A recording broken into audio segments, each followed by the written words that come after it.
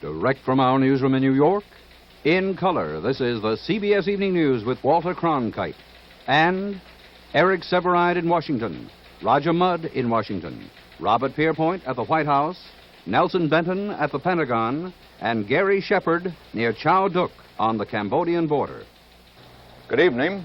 14 officers, including the superintendent of West Point, stand accused by the Army of failure to investigate and report what the Army now calls a tragedy of major proportions in the My Lai massacre. That charge came from a special Pentagon panel. It spent 3 months trying to determine if there had been a cover-up of the 1968 mass slayings of South Vietnamese civilians. Senior on the list of those facing possible courts-martial is Major General Samuel Coster, shown here in Vietnam in 1967. The U.S. Military Academy chief had commanded the Americal Division, whose units had swept through My Lai. He's accused of dereliction of duty and failure to obey regulations. The same charges have been brought against Brigadier General George H. Young, Jr., the Americal's former assistant commander. Colonel Orrin K. Henderson, who commanded the division's 11th Infantry Brigade, faces the same 2 counts. Similar or lesser charges were brought against 11 other officers. 2 more colonels, 2 lieutenant colonels, 3 majors, and 4 captains. Among the latter are Ernest Medina and Thomas Willingham, who earlier were charged with murder either at My Lai or near the village. We have a report on today's announcement in Washington from Nelson Benton. The presence of Army Secretary Stanley Reeser and Chief of Staff William Westmoreland at the Pentagon News Conference underscored the serious implications resulting from the Army's investigation of itself. The panel is made up of Lieutenant General William Peers and 2 civilian attorneys. The Army has also taken pains to keep the 14 officers charged under wraps. All except the 2 previously charged in the tragedy itself, Captains Ernest Medina and Thomas Willingham, have been transferred to 1st Army Headquarters at Fort Meade, Maryland, to await further action in the case. Asked if the investigation indicated a cover-up of My Lai details by the Army, General Peers said no. He described it this way. There was testimony and evidence to indicate that certain individuals, either wittingly or unwittingly, by their action, suppressed information from the incident from being passed up the chain of command. I'm not going to try to characterize what occurred there. I can say, however, and I feel that the public is entitled to know, that our inquiry clearly established that a tragedy of major proportions occurred there on that date. I am most hopeful that our report, the reviews which it will receive, and the actions stemming from the report itself and such reviews from it will prevent an incident such as this from ever again occurring. From Secretary Reeser, a note of caution as the Army named names. Now that the inquiry has been completed, we must continue to assure that the processes of the military justice system are permitted to operate fairly and fully.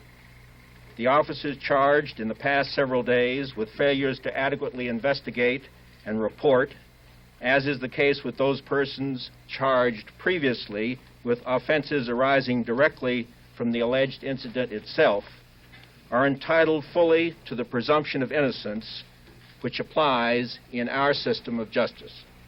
The charges arising out of the Peers report are apart from the My Lai incident as such.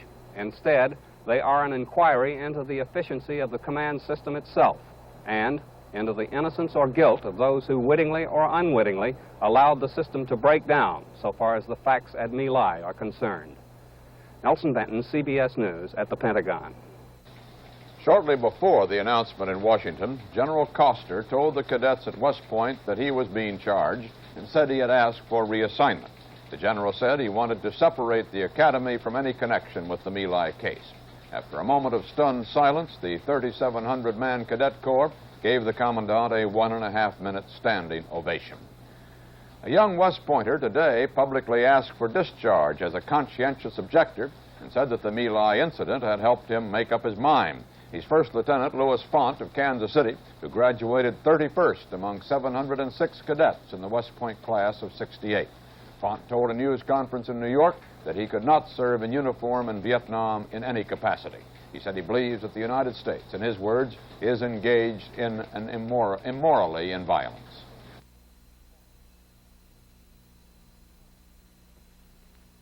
Baby face, you've got the cutest little baby face.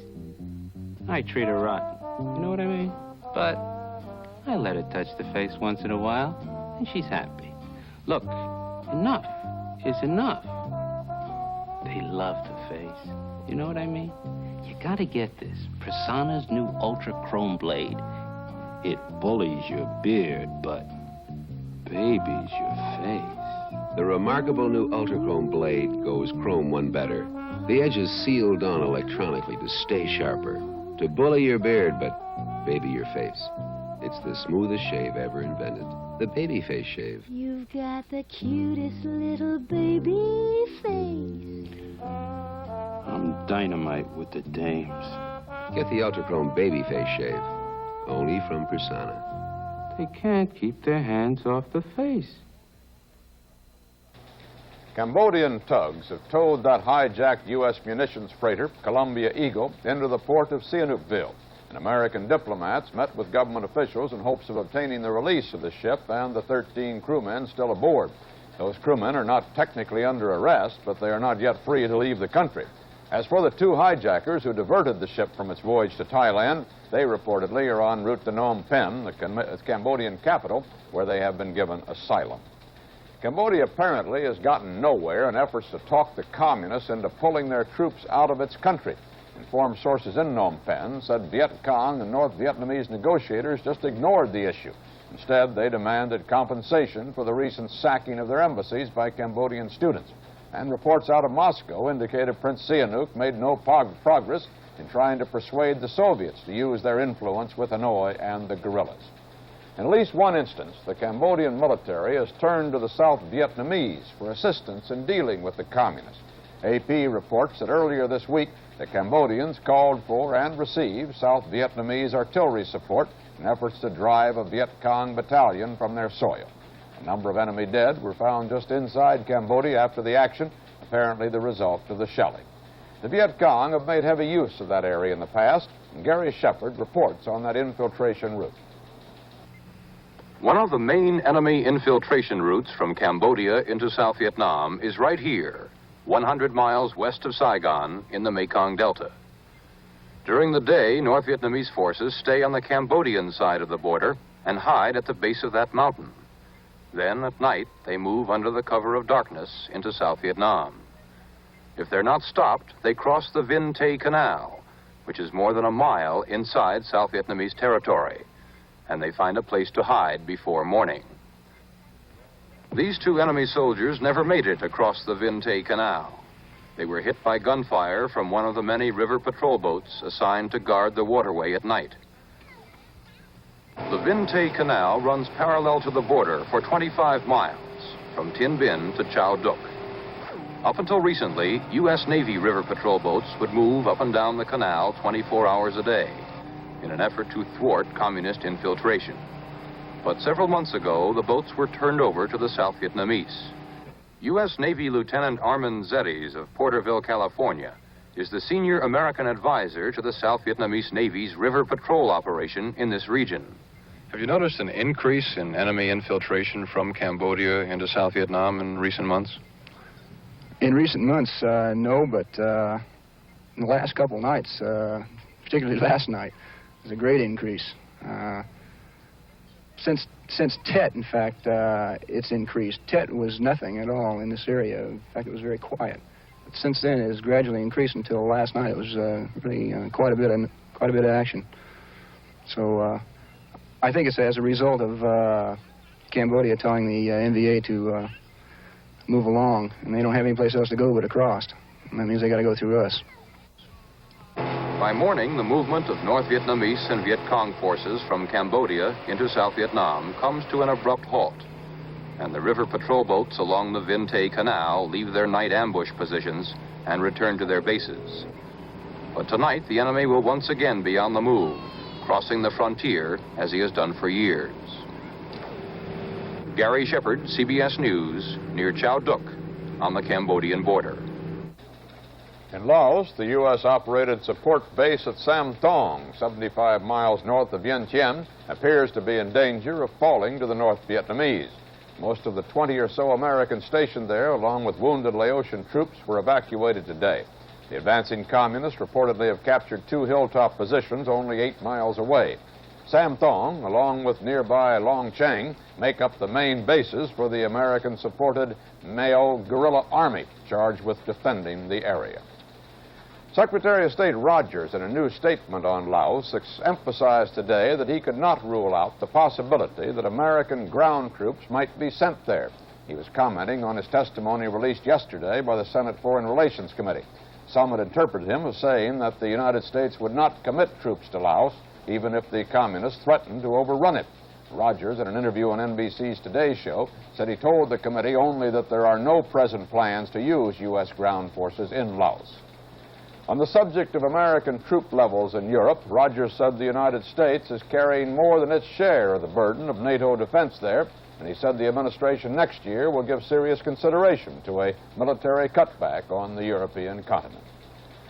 The Marine Commandant, General Leonard Chapman, told Congress today that some Marines may be discharged a year early in order to comply with President Nixon's order for an 18% cutback, 53,000 men.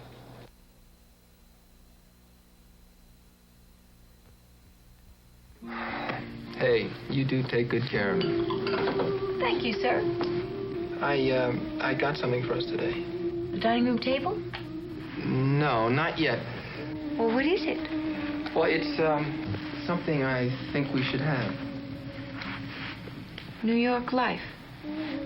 Life insurance? Life insurance. I mean, look, I know we need a lot of things, but you need security, too.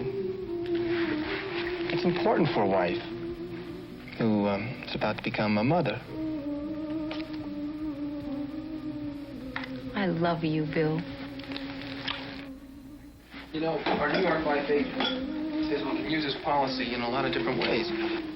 When the baby... Tell your bride you just guaranteed her financial security and watch her smile. Life insurance from New York Life can help make your family's life richer, fuller, happier. Ask your New York Life agent. The prosecutor in the H. Rap Brown trial called today for the presiding judge, Harry Dyer, to step aside because of what the prosecutor called unethical statements. Judge Dyer had told interviewers that he thought Brown could win the arson and rioting case against him. As the judge added, any criminal defendant can win. The judge said he stands by that statement, intended to defend American justice. Senate Republican leader Scott says that President Nixon plans to ask Congress soon for new legislation to deal with bombings.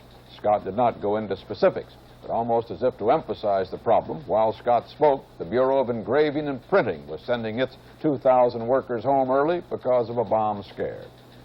President Nixon moved today to drive down interest rates and get the stalled home construction industry moving again.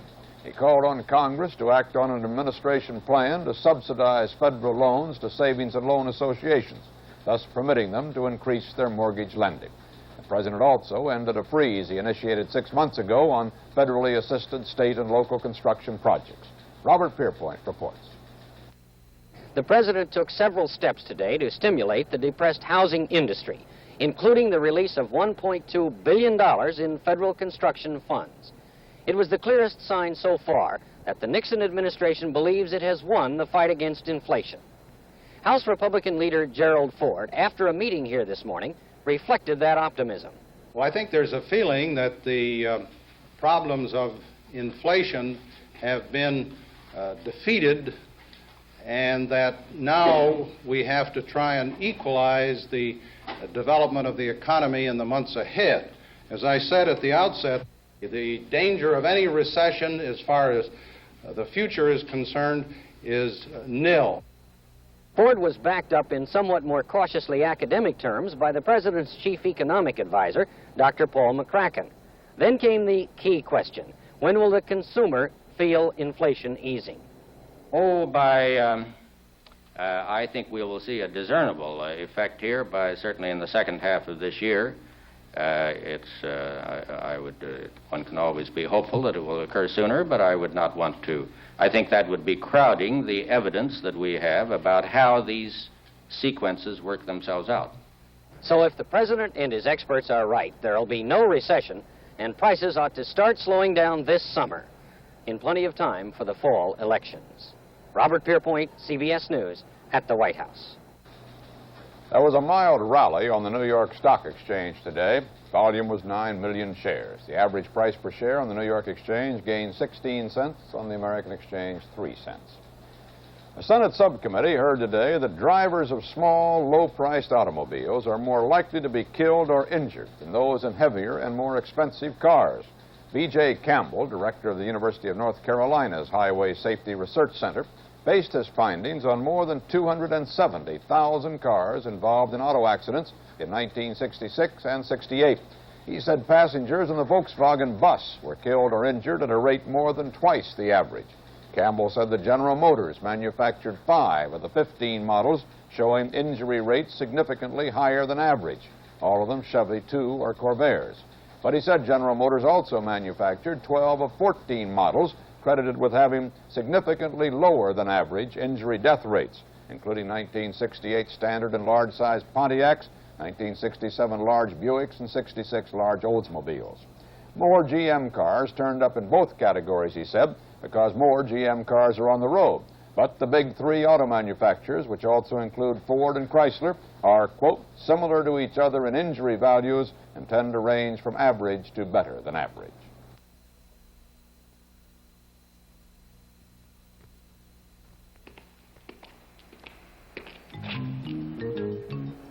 Even at night, this is a busy place. The world's largest brewery, turning out can after bottle after barrel of Budweiser. In the daytime, it's even busier, as crowds of visitors come to tour the brewery, to see for themselves what makes Budweiser the king of beers. Ingredients: beechwood aging, the extra time, the care, the pride of the House of Anheuser-Busch. Well, it's not any one thing, really, but of all the beers there are today, this one is the king of beers. But you know that. Georgia Governor Lester Maddox, tears streaming down his face, announced today that his son has been arrested on a burglary charge. Moments after signing a prison reform bill into law, Maddox said Atlanta police had notified him his 26-year-old son, Lester Jr., was being held in connection with burglary of a gas station. God knows I have done everything I know to do, said Maddox. I am so sorry this happened. The younger Maddox was convicted on another burglary charge in 1966. A senator bearing a name which to Virginians has been synonymous with Democrat for several decades handed the party a jolt today as it prepares for Campaign 70. Roger Mudd reports. Harry Flood Byrd, Jr., whose father and grandfather both are patron saints of Virginia's Democratic Party, announced tonight he will seek re-election to the United States Senate as an independent. Byrd said he could not in good conscience sign a new loyalty oath that would bind him to support the nominees of the National Democratic Party. Occasionally there comes a time when one must break with precedent, when one must do the unusual. For me, such a time has come. I must take a fresh approach, to some perhaps a bold approach. At this particular time, in this particular election, I feel I can best serve Virginia by taking my record directly to all of the people of Virginia in November. Now is not the time, it is too early, to announce my candidacy for the Senate. But being an independent Democrat, I shall at the appropriate time file as an independent in order to preserve my freedom of action. I realize full well the difficulties I face in this decision. The course I am taking is an uncharted one. But I would rather be a free man than a captive senator. This means that in Virginia's November election, there will be 3 senatorial candidates, a Democrat, a Republican, and a Byrd. Tonight, the GOP, which had tried on at least 3 occasions to get Byrd to switch, flatly denied it would run a nobody against him this year in hopes he would run as a Republican in 1976. Party Chairman Rogers Morton promptly labeled Virginia as an optimum opportunity state for the GOP. There is some suspicion in Virginia tonight that Byrd's refusal to take the loyalty oath is only a device to avoid running in the Democratic Party primary, that some polls indicate he could not survive a primary. One powerful Virginia congressman, himself a Byrd man, said, "If you don't quote me, I'd say that's the damn truth." In any event, the political repercussions in Virginia will be, to say the least, mind-expanding. Roger Mudd, CBS News, Washington. George Wallace, whose campaign 70 goal is again governor of Alabama, spoke at the University of Alabama last night. And in a good-humored confrontation with students, he showed that he's lost none of his form in 2 years off the campaign trail.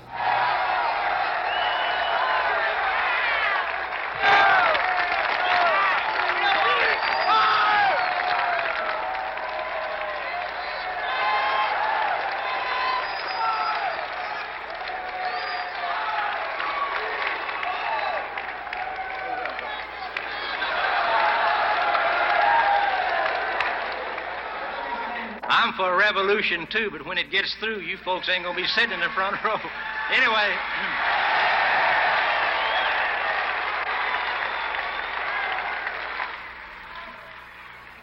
But anyway, you're in good humor, and I'm glad you're in good humor, and I hope you'll stay in good humor till I get away.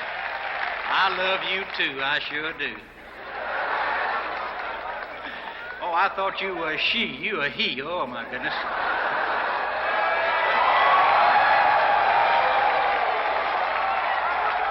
I tell you what, Emily Post wrote a book one time.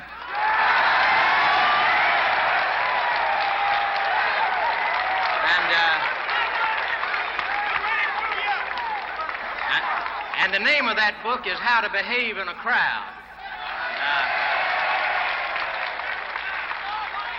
Might do for some of you to read it, you know, but don't matter. And I know my speech was advertised tonight in which it said, education and pollution. Well, I am for education.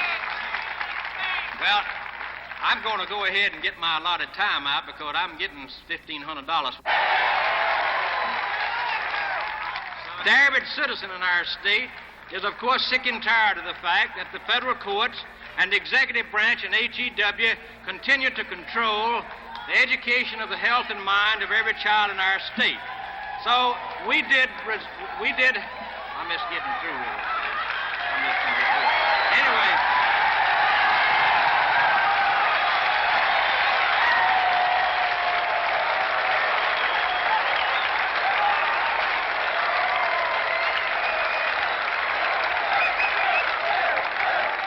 Anyway, we adopted our platform, and we went on and on and on and on, and we came back, and they said, hello there, and where are you? And so, oh, excuse me. Anyway, it's a pleasure to speak to you. Now I'm going to collect my check. Thank you very much.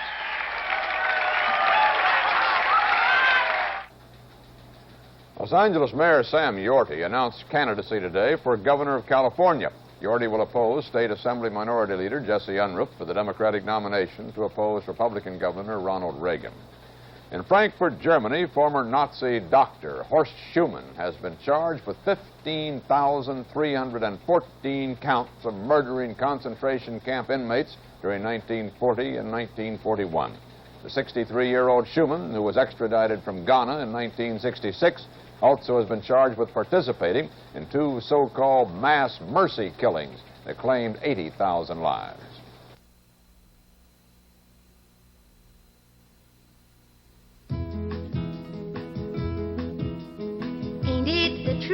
When you smoke true, you get all the flavor and the filter too.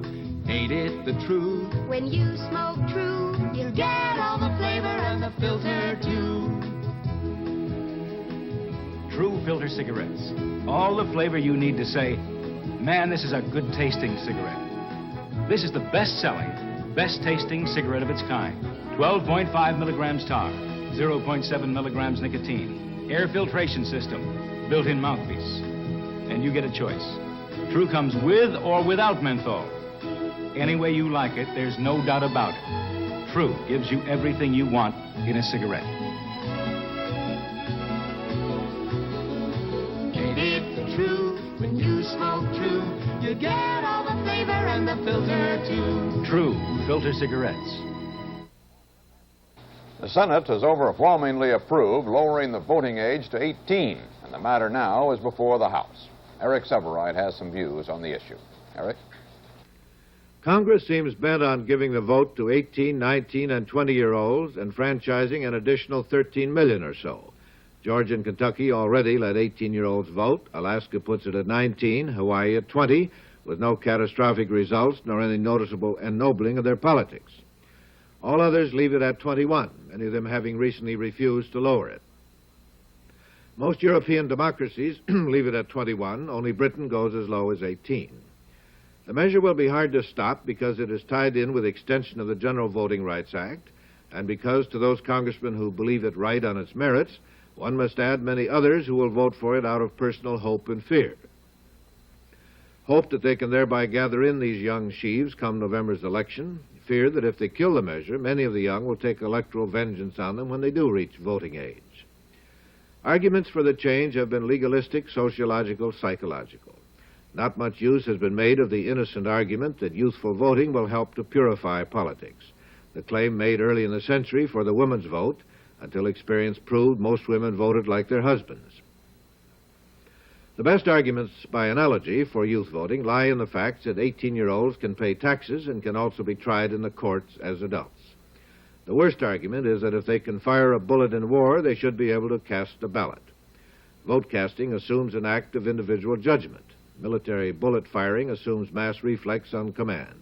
Indeed, the reason the military prefer very young soldiers is that they are more malleable, more brainwashable, not that they are physically more conditionable.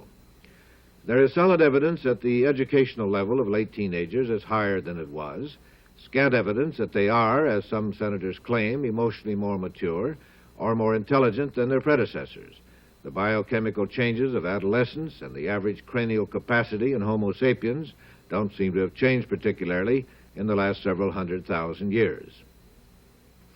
Anyway, the voting age minimum, like skirts, is apparently about to be lowered, with no overwhelming conviction anywhere that the general human condition will be altered as a result. Walter? And that's the way it is, Tuesday, March 17th, 1970. This is Walter Cronkite, CBS News. Good night.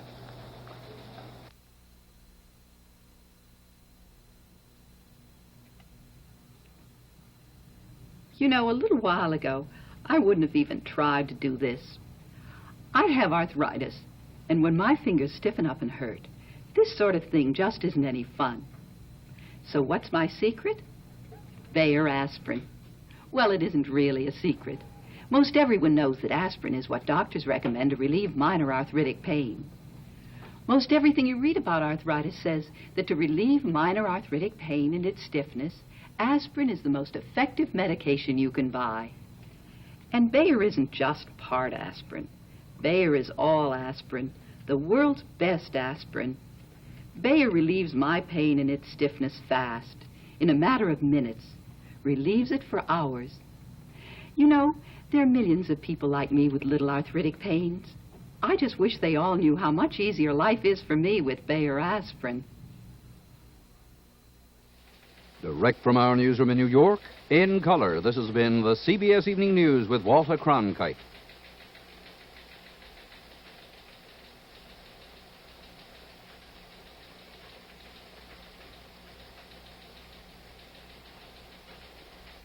Carol Burnett, Danny Thomas, Harvey Korman, and Joe Flynn. They all join funny man Tim Conway in a riotous one-hour special tonight at 10, 9 Central Time on CBS.